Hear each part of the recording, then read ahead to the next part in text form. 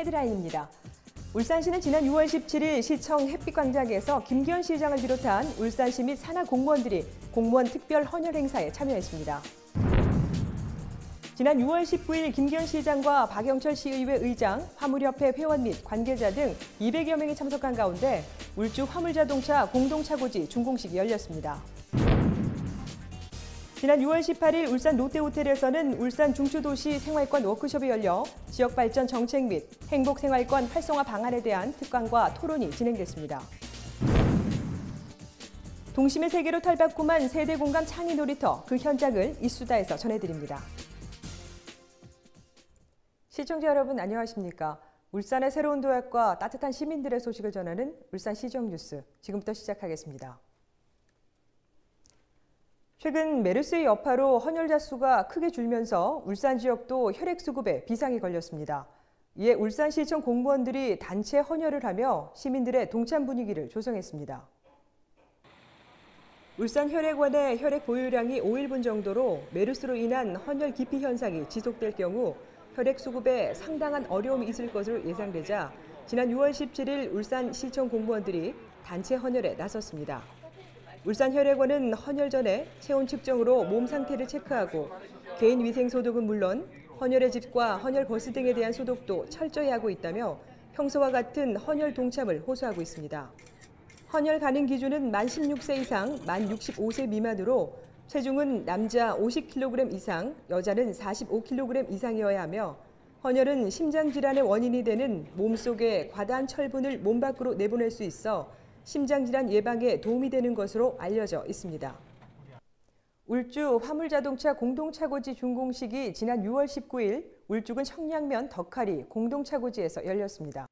울주 화물자동차 공동차고지는 화물자동차 운수사업자의 차고지 부족난 및 도심지 주차에 따른 민원 해소를 위해 울산시 화물자동차 운송사업협회가 사업비 140억 원을 투자하여 건립됐습니다. 이는 울주군의 59,739제곱미터 부지에 336대를 주차할 수 있는 규모로 지난 2012년 12월 착공해 이번에 준공됐으며 주요 시설로는 주차장을 비롯해 사무실과 휴게실, 식당, 샤워실 등이 설치됐습니다.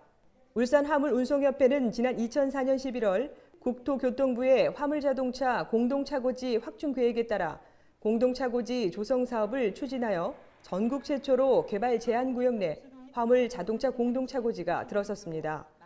한편 울주 화물자동차 공동차고지 사업과 동시에 추진된 인근 울산 화물자동차 공동차고지 조성 사업은 부지 10만 9,245제곱미터에 주차장 676대 규모로 지난 2012년 7월 착공했으며 오는 8월 준공을 앞두고 있습니다. 지난 6월 18일 울산 롯데호텔에서는 김기현 시장 등 생활권 발전협의회 위원과 울산, 경주, 밀양, 양산시 지역행복생활권 사업 담당 공무원 등 60여 명이 참석한 가운데 울산 중추도시 생활권 워크숍이 진행됐습니다. 이번 워크숍에서 울산발전연구원 정현욱 박사가 울산 중추도시 생활권 내 접경 지역에 주민 수요 조사 및 사업 발굴 연구를 중간 보고했으며 생활권 내 접경 지역은 3개 권역으로 구분하여 여건 분석을 하였습니다. 또 3차례의 권역별 간담회를 개최하여 주민 그리고 기업인들의 애로사항 청취를 통해 사업안이 제안됐습니다. 이어 대통령 직속 지역발전위원회 김경원 지역생활국장은 지역발전 정책 추진 현황과 행복생활권 활성화 방안에 대해 특강하며 참석자 전원이 참여하는 지역생활권 활성화 방안에 대한 토론이 전개됐습니다. 한편 중추도시 생활권이란 대도시를 중심으로 인접한 시군이 행정구역을 넘어 주민의 일상생활이 이루어지는 공간을 기반으로 각종 주민 편의 시설 및 행정 서비스를 누릴 수 있도록 자율적으로 뜻을 모아 구성한 권역을 말하며 울산 중추도시 생활권은 지난 2014년 2월에 구성됐습니다. 다음은 한 주간의 다양한 시정 소식을 전하는 브리핑 시간입니다. 울산시는 메르스 청정 지역을 사수하기 위해 지난 6월 18일 울산 지역 택시 5,700여 대에 대한 긴급 방역을 실시했습니다. 이와 함께 분무형 소독제를 구입해 택시 업체와 시내 주요 가스 충전소에 배치해 차량을 수시로 방역할 수 있도록 했습니다. 또 손소독제를 긴급 구입해 전체 택시는 물론 울산 지역 시내버스 850여 대에도 공급해 시민들이 안전하게 대중교통을 이용할 수 있도록 했습니다. 울산시는 올해부터 2019년까지 총 1,887억 원을 투입해 도시 디자인을 바꾸는 울산 도시창조 기본계획을 추진합니다. 이에 따라 기본계획은 6대 분야 87개 사업으로 구성되며 구체적인 사업은 해안 경강 가드라인 설정과 장생포 마을 생활 여건 개조, 안전한 보행 환경 구축, 화암초 등대 관광 자원화 등입니다. 이어 울산시 관계자는 그래도 울산이라는 향토해를 가질 수 있도록 매력 있는 정주 여건 구축에 최선을 다해 나갈 것이라고 설명했습니다. 울산시가 장기간 재개발이 이루어지지 않았던 중구 학산동 B-07구역과 학성동 B-08구역을 주택 재개발 정비구역에서 해제했습니다. 이들 구역은 지난 2007년에 조합설립 추진위원회가 승인된 뒤 2012년 정비구역으로 지정 고시됐지만 부동산 경기 침체 등의 이유로 사업이 제대로 추진되지 못했습니다. 이에 따라 울산시 관계자는 정비구역 해제로 이 구역은 정비구역 지정 전으로 환원되며 건축 규제 사항이 없어져 주민 생활 불편이 해소될 것으로 기대한다고 밝혔습니다.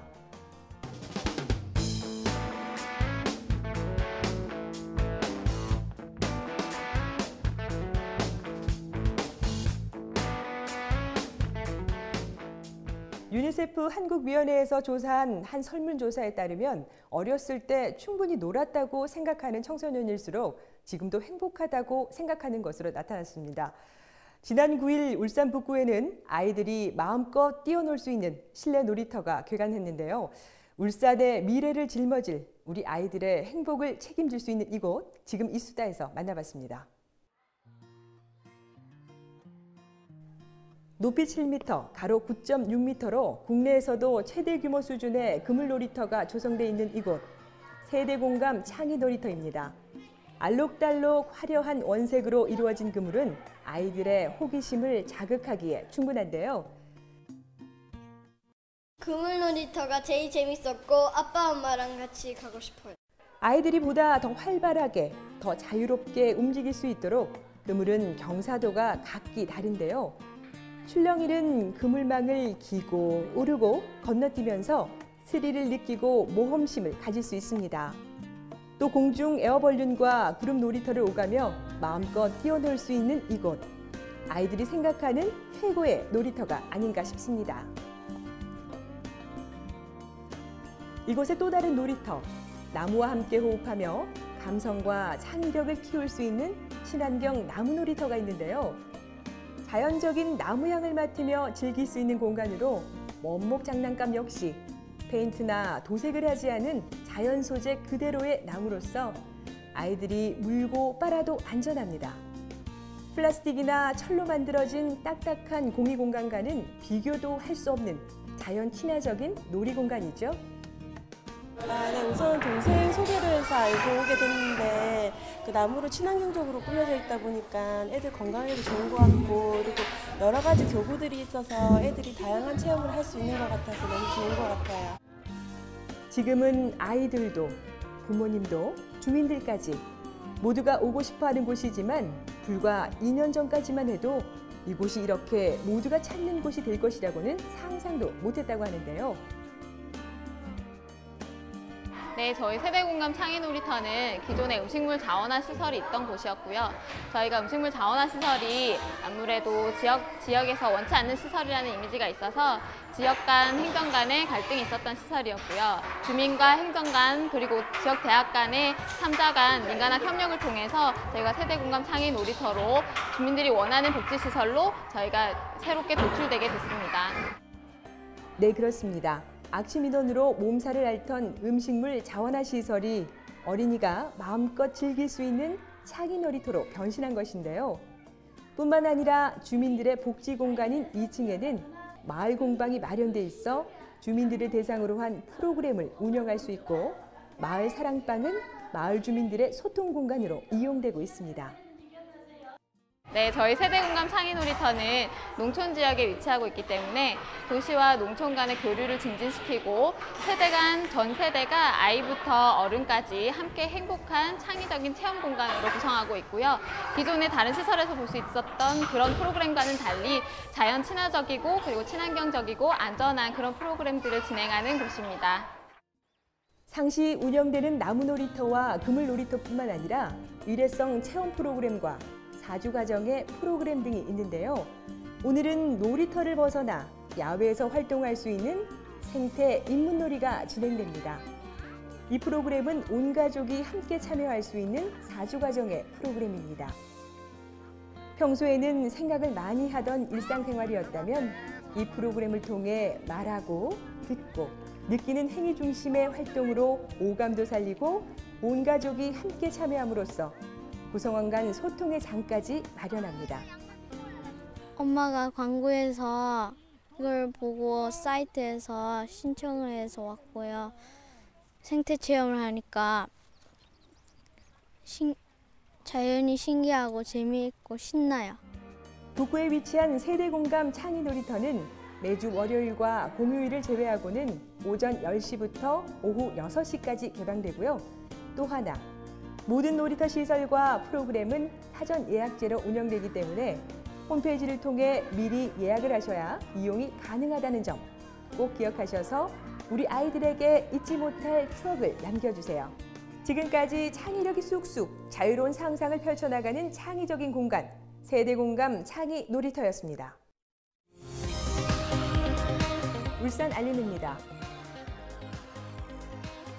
울산 남구 중독관리통합지원센터에서 알코올과 도박, 마약, 인터넷 중독 예방 홍보를 담당할 대학생 SNS 기자단을 모집합니다. 기와가 알려주는 울산 역사라는 제목으로 개최되는 특별전이 6월 23일부터 9월 13일까지 울산 대곡박물관 기획전시실에서 열립니다.